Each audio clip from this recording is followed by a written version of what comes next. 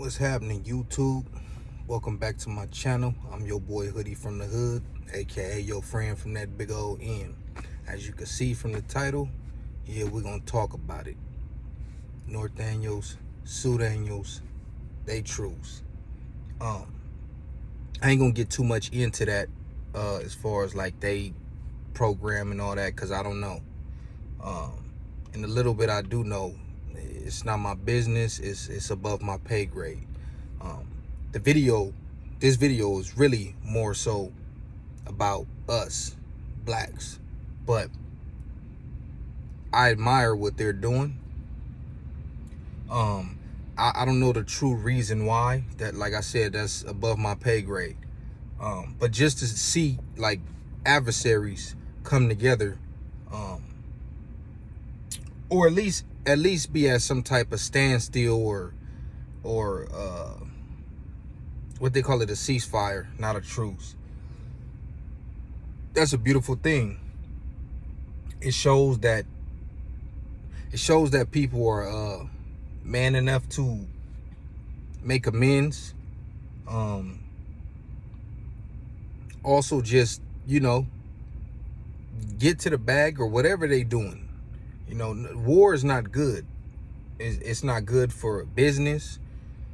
War is not good for the average civilian walking down the street in certain areas. It brings too much heat. It brings too much police. It brings too much pain. It brings too much all of that. So that's a good thing.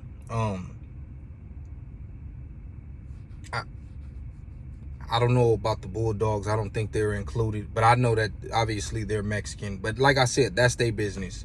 But shout out to the Norteños and the Sureños for being able to at least put a halt to their ongoing feud and being able to talk like men. Wish I could say the same for us. Don't get it twisted.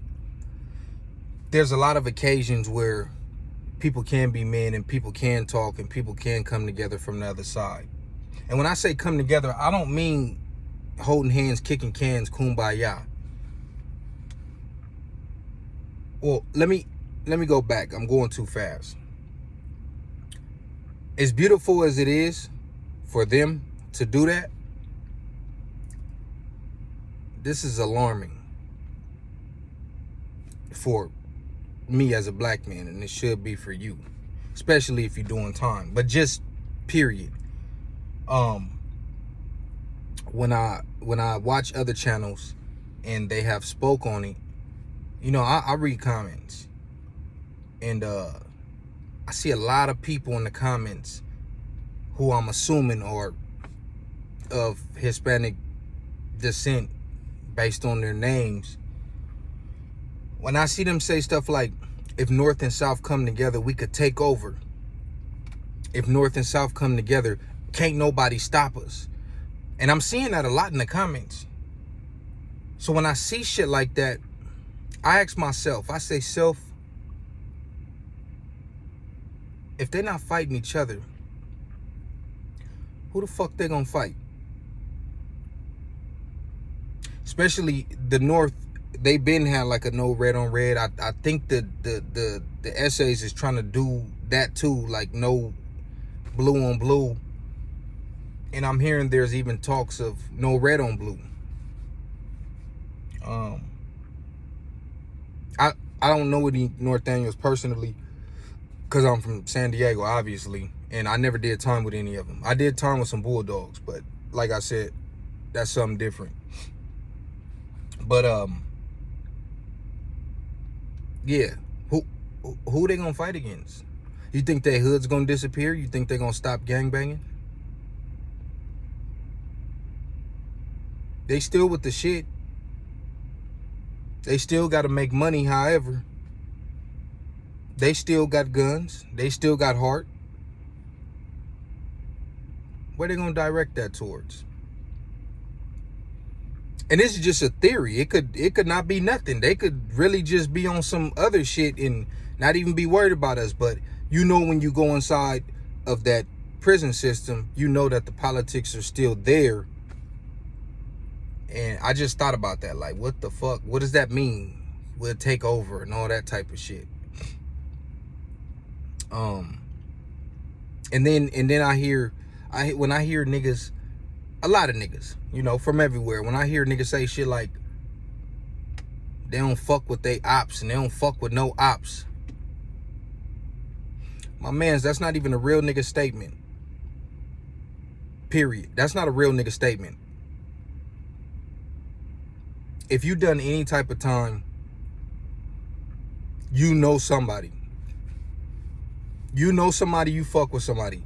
Like I said, you ain't got to be holding hands, kicking cans, but if you see a nigga out and about and you know you did time with him and he's solid or whatever, you might have family from the other side and you go fuck with your family and that's his homie. So y'all then became cool through your cousin or your uncle or dad or whatever the fuck, or brother. Some of the most respected niggas from each hood fuck with other generals from other hoods. That's a goofy ass statement that you don't fuck with no ops. That's some shit like, oh, I'm trying to sound tougher than what I am. Because if it was just like that, and it's just owned every time you see an op, niggas, first of all, the body count would be up. And I'm not saying it's not, but it'll be up even more if everybody who said that had that type of mentality. Because you're going to run into niggas. You will be going up every time and your name will be ringing bells. It wouldn't just be known for social media or fucking rapping.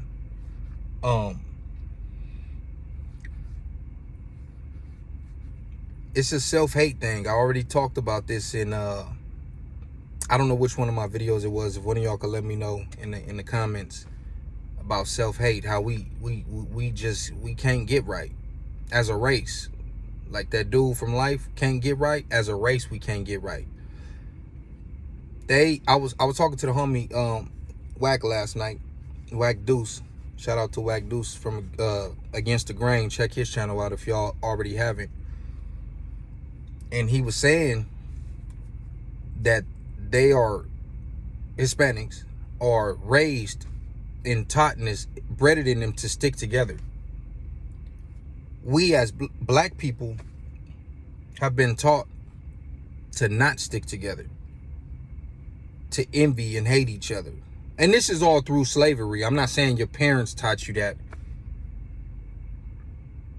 We don't have no deep connection to Africa. Like, imagine if Africa was next to the next door. Like, if it was next to like New York, like you could just cross a border and be in Africa, then maybe a lot of our morals and stuff will be different because we will be closer to the motherland instead of way across the fucking world. They down the street. I just went over there 2 days ago. I went over there, so they go over there like it's nothing back and forth. But my problem with niggas is we just, it could be 10 niggas, right? And it could be 50 Mexicans or whites. And somehow, some way, instead of them 10 niggas sticking together, and I'm not saying it can't happen. I'm not saying there isn't situations where motherfuckers have stuck together and built a brotherhood and whatever. I'm not saying that. But overall, 9 times out of 10, somehow, some way, them within that circle of 10 niggas, they're going to start having internal conflict and hating on each other. Nigga might even get down. 2 niggas might get down. And then the police walk through and they see it. And now they done took them 2 niggas out. Now instead of 10, it's 8. And they got to survive against all of that. We do it to ourselves, homie. We do it to ourselves more than anybody else. And I'm not trying to take away from nobody else in their gangster, but niggas fuck niggas over more than anything else. And that might be every race. But it seems like we got it bad. If you have 40 niggas up against 150, but you have 40 militant, stand up, 10 toes down, solid brothers, African, I'd take them 40 niggas. to come out on top. It's my opinion, my channel, my opinion. I believe 40 niggas is enough for 100. I believe they believe that. Let me tell you something. I was listening to stories written by a current prisoner the other day, and this white dude was telling a story about the Riverside County Jail and how, you know, usually, you know, they like, he made it seem like they be doing that shit against the blacks. Like, niggas be running, some be fighting, niggas be running, whatever. They easily mop them. And he said, well, because it's more of us. So when it's more of us, then, you know, that's usually the outcome. To me, it sounded like they pretty much only jump and act tough because they're deep. That's what it sounded like to me. But anyways, he told a story of how it was about 19 of them, maybe 6 whites, the rest Hispanic, and it was about 7 blacks. And he told a story that they don't tell often, and I'm not saying it happens all the time, but it happened more times than they will like you to believe, where them 7 niggas got the best of them, was sleeping them, knocking them out and all kind of shit. He told this story. This is what he said. You could go check it out. And it was 19 of them, and the guy telling the story said he had a knife. 19 of them against 7 still wasn't enough. He still had to have a weapon. And that's what a lot of times happens.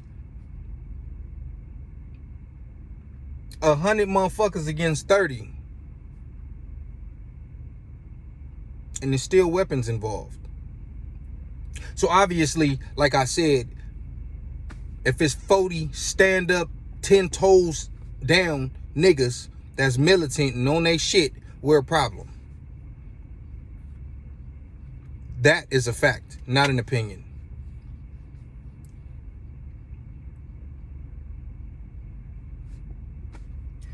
But niggas don't like niggas. Niggas can't stand niggas. No matter how much your back is up against the wall, nigga gonna look at another nigga and be like, man, I don't like the way he wear his shirt. He's a weirdo.